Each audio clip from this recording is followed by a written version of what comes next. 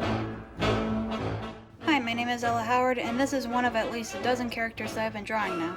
But maybe we should look back to the very beginning and see how my artistic and creative skills evolved throughout time, and what caused them to do so.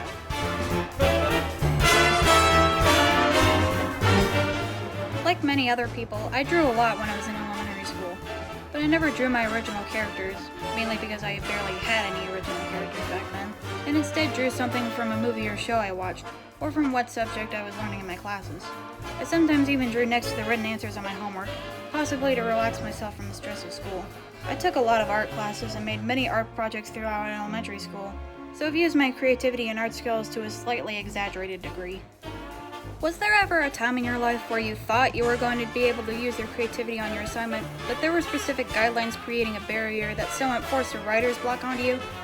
If not, then look at you for having an unusually vivid imagination. But if yes, then good for you too, because now I know we have something in common with each other. As a person on the autism spectrum, I usually have a hard time expressing my feelings and emotions through words, and now sometimes prefer to keep some of my more extreme emotions, like anger and fear, inside. But all of my life, I've used art and drawings as a stress reliever instead of my words. Art has always been an escape for me, although I haven't realized it until my early adulthood. I have a very vivid imagination as far as I know, but when I'm tasked by someone else to use that creativity for an assignment, my brain will usually end up a frenzied mess, desperately looking for a way out. As a matter of fact, I've had that problem staring me in the face in the making of this video. There have been a few times where my creativity for fun and work have been able to work together and prevent the dreaded barrier of guidelines from blocking the way.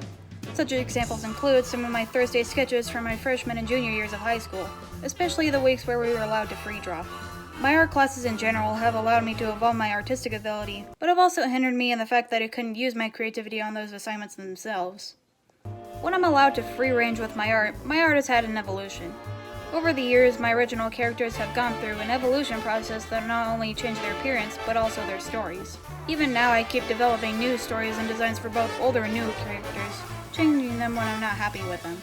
When I think of a design for a new character, or a new design for an old character, I take a glimpse at other fictional characters in different media and use certain aspects of those designs to add to my character to make them the way I like.